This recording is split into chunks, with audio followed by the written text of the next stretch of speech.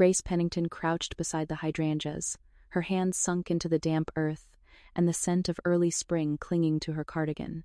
Her fingers trembled slightly as she adjusted a drooping stem, stroking its base with practiced tenderness. Edward joked that she cared more for those flowers than for him. "Only because they don't respond," she replied with a smile.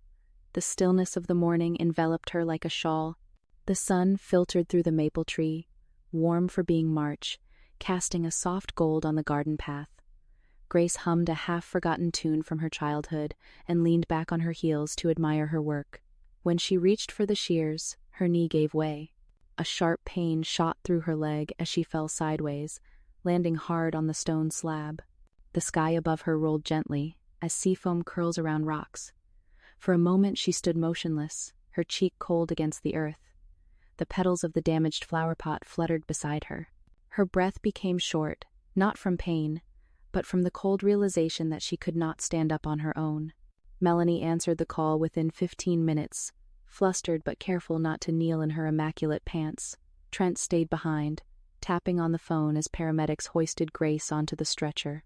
The hours blurred. Hospital lights, assessments, a long hallway filled with antiseptic air. Grace tried to speak, but her words seemed to fall short. There was little empathy from the doctors. "We found a place for you, Mom," Melanie said one afternoon, her tone worried and impatient. "A place?" Grace echoed. Something in her voice cracked, but Melanie did not flinch. "It's safer now.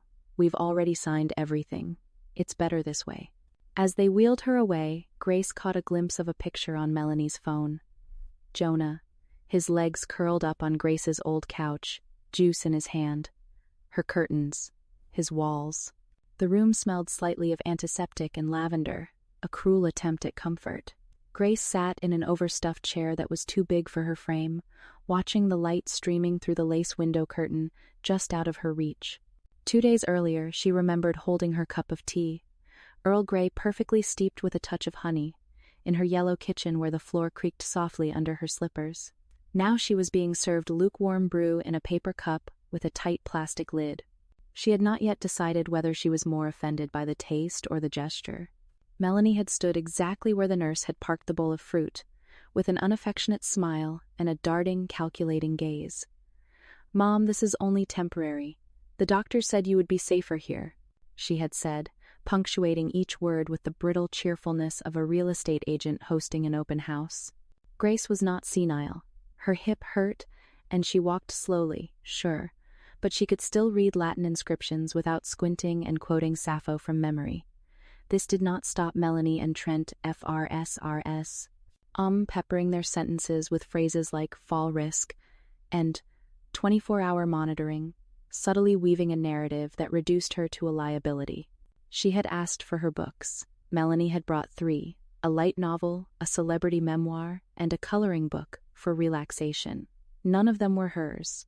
Later, as she traced the edges of the crocheted blanket at the foot of the bed, she noticed that her name was not on the room's papers.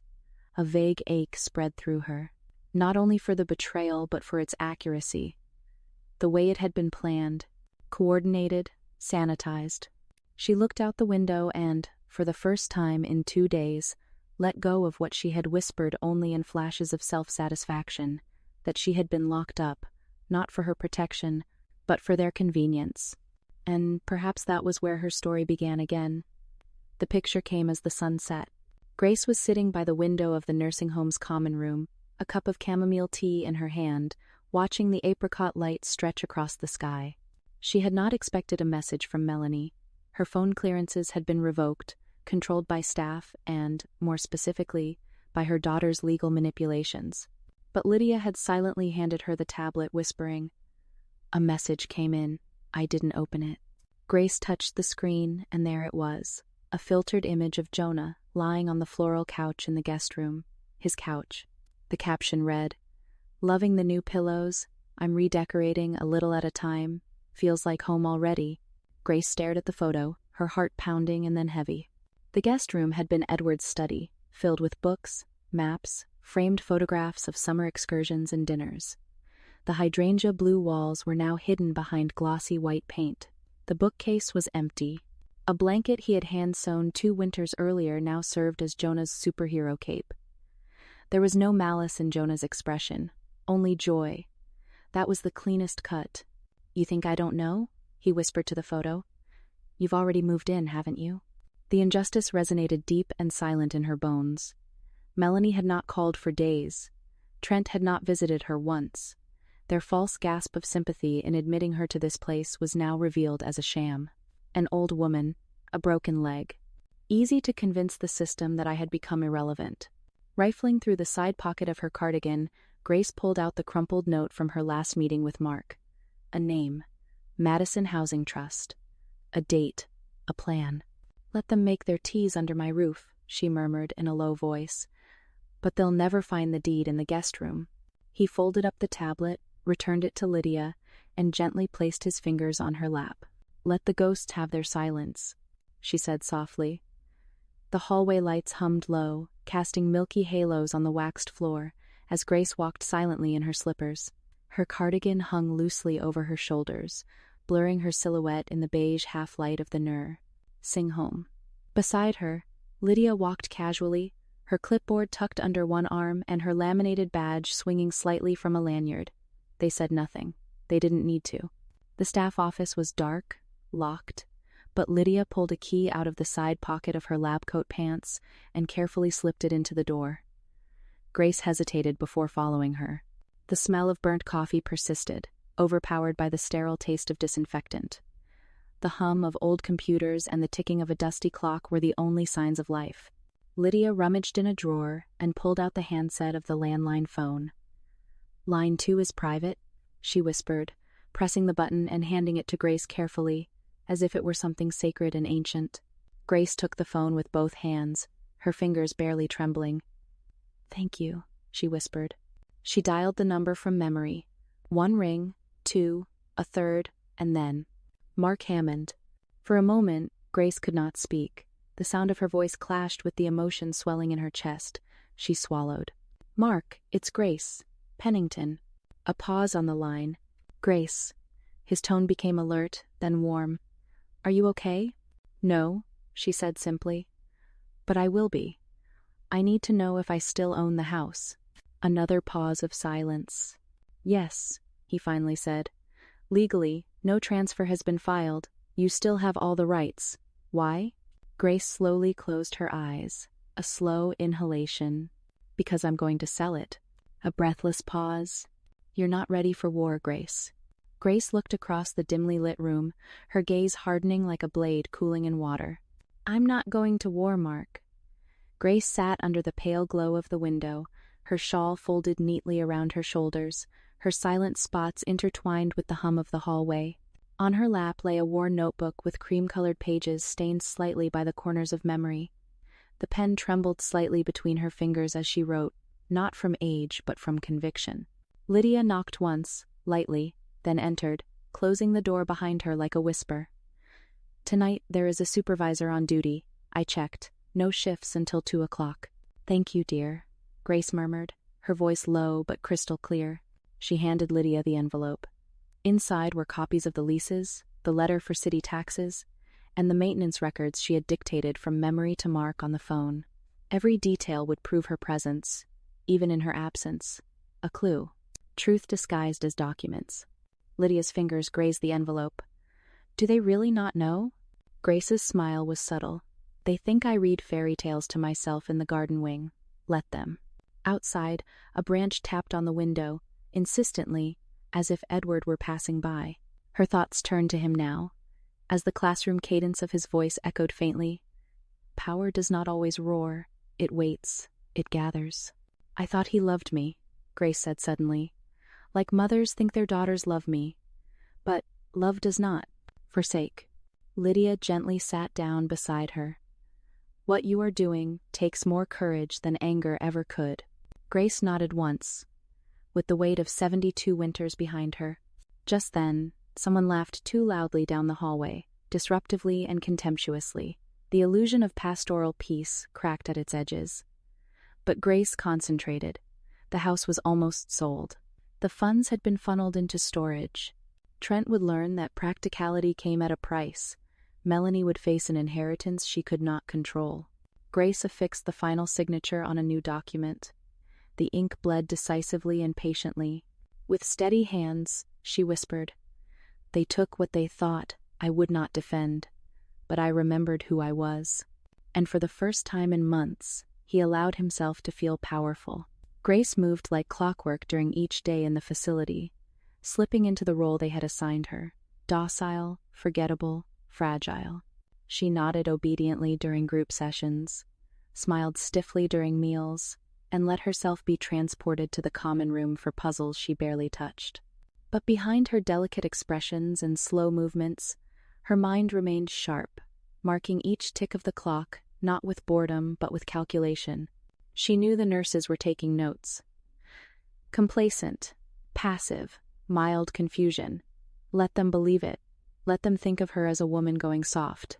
Lydia, ever perceptive, began to schedule her rounds to coincide with Grace's empty hours.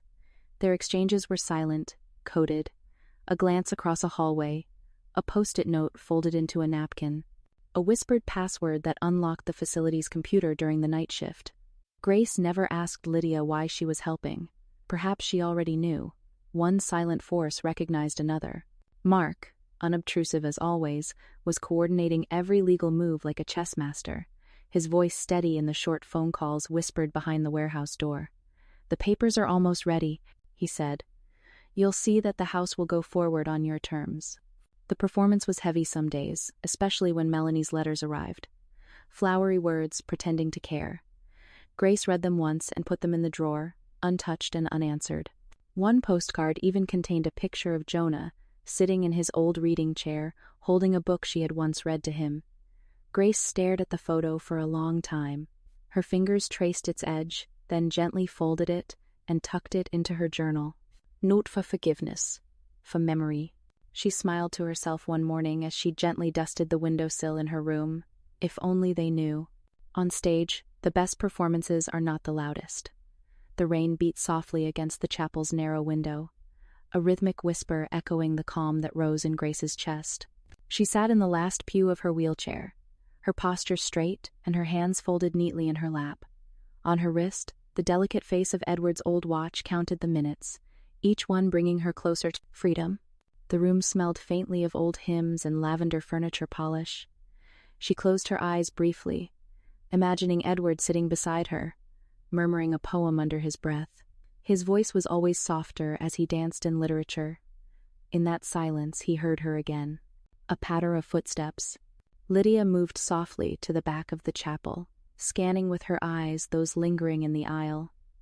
When she was sure no one had followed her, she nodded toward the altar. A man was standing by the lectern, dressed in gray, his glasses fogged by the sudden heat inside. His briefcase sat discreetly under the stoop, not arousing suspicion. Mark's notary, Mr. Elders, was as cautious as he was efficient. No small talk, no looks of sympathy, just papers, a fountain pen, and a notary seal worn out by years of silent service. Grace took the pen with a steady hand. The ink flowed like water in a river. No trembling, no hesitation. A signature born of determination. Once finished, Elders collected the papers, nodded cordially, and disappeared as quickly as he had appeared. Lydia knelt beside Grace, her voice barely audible. "It's yours, Grace. The choice, the power. Done." Outside, the storm began to abate, its fog now only a noise in the windows. Grace looked at the stained glass angels above her, their wings spread in mid-flight. She did not cry. Instead, she whispered, "Edward, we did it." She clutched the copy of the signed deed to her chest, not like a weapon, but like a key to the shrine she had rebuilt within herself. A stiff envelope arrived with the late afternoon mail, tucked under a magazine of coupons on the lobby floor. Melanie almost missed it, stepping on it with her stockinged feet as Jonah shouted something from the upstairs landing. Trent was sitting at the dining table, laptop open and eyebrows furrowed. "Mel," he called, without looking up. "The mortgage bill is not showing. Did you change your login information?" She greeted him and bent down to retrieve the mail. When she noticed the embossed seal on the envelope, Madison Housing Trust, her stomach clenched. She opened it with her manicured fingernail. The first line struck like ice water. Notice of transfer of property and requested date of eviction, 14 days. Melanie's fingers trembled. What the hell? She read again, this time more slowly. The name, Grace Eleanor Pennington, vendor, her mother. Trent? Her voice cracked. He leaned closer. He took the letter from her. He read it, once, twice. Did she sell it? He whispered. He can't have. Wait, we had power of attorney. Apparently not, murmured Melanie. Or not anymore. Trent's composure dissolved in seconds. This is a fraud. Someone scammed you. It's not legal. He paced. We have captive investments. Our line of credit was based on our own funds. I just applied for a renovation permit. Jesus, did you cancel the utilities too? Melanie looked around the living room, her mother's living room, and realized it clearly, for the first time. The flowered armchair sat by the window, untouched. She had intended to reupholster it but had never done so. How did she do all this? She whispered. Then a growing fury. He planned it. He tricked us. Jonah descended the stairs, casting a wary glance. What's going on? Melanie folded the letter and slipped it back into the envelope without replying. Grace's quiet challenge rang out like a bell rung in reverse. Quiet, but deeply felt. For the first time, Melanie saw her mother, not fragile, but formidable. The afternoon sunlight filtered through the tall windows of the community reading room, catching the specks of dust that danced like ghosts in the amber air. Grace sat by the window, hot teacup in her hands, as the last line of Oliver Twist was swallowed by silence. The children had hurried out. Lydia had smiled and waved. It was then that Grace noticed the envelope waiting on the table, ivory paper, familiar handwriting. Her daughter's hand. She opened it with firm fingers. I don't understand you, but maybe someday I will. No apologies, no regrets, just that one sentence. As if understanding could erase the betrayal of abandonment, of her life being torn apart behind her back and sold by people who called her protection. Grace stared at the words. They were empty. But the emptiness didn't hurt as much as it used to. Melanie would never understand. Not the scent of Edward's ties in the upstairs closet, not Sunday mornings spent with lemon scones and quiet jazz, not the meaning of a woman remaining soft in a world that demands her armor. Melanie's world had been built on speed, brand love, and care for packaging. Grace had raised a daughter who could not understand the difference between security and ownership. Perhaps this was her greatest pain. She folded the letter once, tucked it into a book of Dickinson's poems, and placed it on the small shelf next to her chair. Not to forget, but to let the words rest where they belonged, surrounded by voices that did not try to silence her or misplace her. A wind rose outside. The leaves turned upward in anticipation. Grace no longer wondered if her daughter would call. There was no answer that could repair what had been silently undone. Still, she remained standing. She walked without a cane. Morning sunlight filtered through the veiled curtains in a slow silence, painting amber ribbons on the walls of the modest apartment. Grace stood in the center of her new living space, bare, silent, unspectacular, but glorious in its freedom. A pale blue teapot smoked gently on the stove. Its tea ritual, silent and precise, was a familiar friend. She moved slowly, savoring every movement. No one was watching her. No one making up her mind. The silence, instead of being empty, felt like a breath returning to lungs that had long been denied air.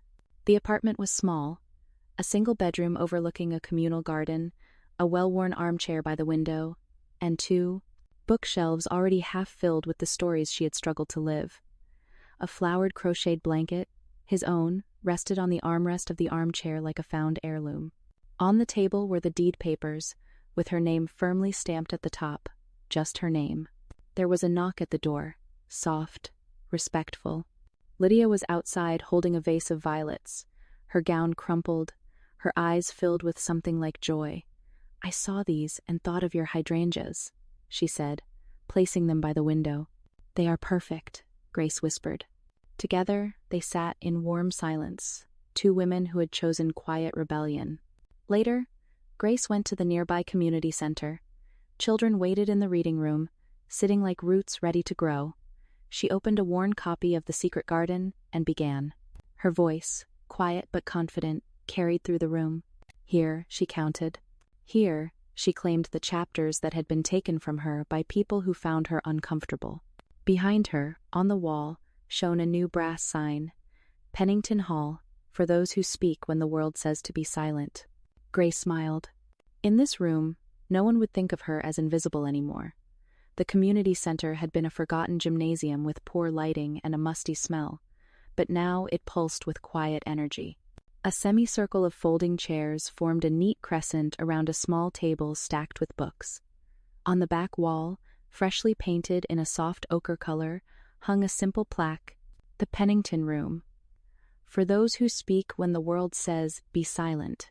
Grace adjusted her shawl and looked at the familiar, expectant faces, children with books in their hands, some elderly people from the center with gray hair and watchful eyes. At her side was a small cart with today's selection, classic fairy tales and a retired Whitman volume. Lydia entered quietly, standing near the bottom by the coat rack with her usual watchful smile. Grace met her gaze, and the two women exchanged a slight nod of greeting. She sat in the center chair as the room fell silent. "Today," Grace began, in a warm, steady voice, "we read not only to remember, but to choose who we will become." Jonah entered at that moment, late but determined. He slipped into a seat near the entrance, making no noise, yet Grace saw him. He did not let his voice take hold of him, though his heart swelled. He had the same curiosity that she had read years before the betrayal. When he opened the book and began to read in a clean, full voice, something invisible sewed up. Not completely, not forever, but enough. Enough to fill a room with meaning again. There were no battles to be won, no forgiveness to be begged or granted on this day. But there was a circle, and within that circle drawn by history, silence, and unforced connection, Grace Pennington lived again, not as something taken, discarded, or forgotten, but as the story itself that, simply by being told, had the power to endure. Grace sat at a small den table in her new apartment, a chipped copper kettle steaming beside her, the scent of jasmine and lemon balm mingling with the pale morning light. The silence was no longer empty. It was clean, sacred. Her days now had a rhythm: morning tea, a walk in the courtyard, reading sessions in the community hall. There was finally room for her breath to unfold again. The envelope arrived, folded in half, slipped under the door without even knocking. Grace immediately recognized the handwriting, still precise, trying too hard to appear effortless. She slowly opened it. "No greeting, no date, just, I don't understand you. Maybe one day I will. That's it." Grace stared at the note, the words hunched like embarrassed children, refusing to meet her eyes.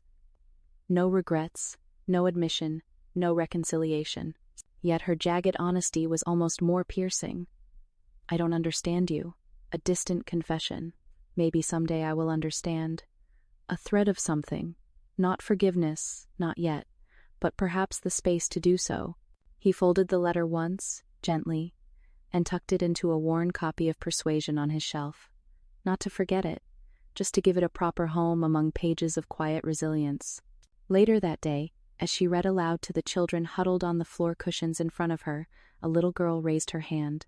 "Miss Grace, why do you always smile when you read?" She paused.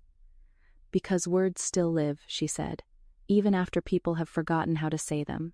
And she continued reading, with the warm, steady voice and unwavering grace of a woman who had not only survived betrayal, but composed herself in peace.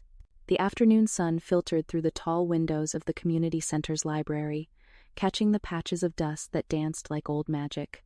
Rows of folding chairs surrounded Grace as she took a seat in her usual green upholstered chair, the binding of her book worn from use. Children fidgeted beside the elders, and a soft murmur of anticipation filled the room. Lydia waved from a corner, handing a pot of fresh tea. Grace nodded, grateful. The sleeves of her cardigan were carefully folded, her glasses polished, her hair pinned up to perfection. Not for vanity, but for something else, something sacred. Ritual, presence. "Good afternoon, my dears," he greeted, in an even, calm voice. "Today we are going to read something special. The story of a brave fox who finds his way home after a storm." The children applauded, The older women smiled quietly. A little girl with pigtails leaned forward, her eyes wide. As she read, Grace let her voice dance, and lower, filling the silences with tenderness. The story, simple on the surface, shone with a deeper echo. Of storms weathered, of cunning and courage. Of homes lost, but of dignity never abandoned. After 7 pages, a soft knock on the glass door drew her gaze. Lydia approached, opened it slightly, and handed her something. A small envelope. Grace paused, then continued reading. The children, ere finishing the fox's last line. She did not look back, but the forest remembered her. Later, when the story ended and the room began to dissolve into chatter, Grace stepped aside and opened the envelope. Melanie's handwriting. Sharp, practical. All it said was, "I don't understand you, but maybe someday I will." Grace stared at the words. No tears flowed, no triumph, only a deep calm, which anchored itself in her ribs. She placed the letter back inside the cover of her book. Then, standing again before her circle, she smiled. "Here," he said lightly, "is how we won."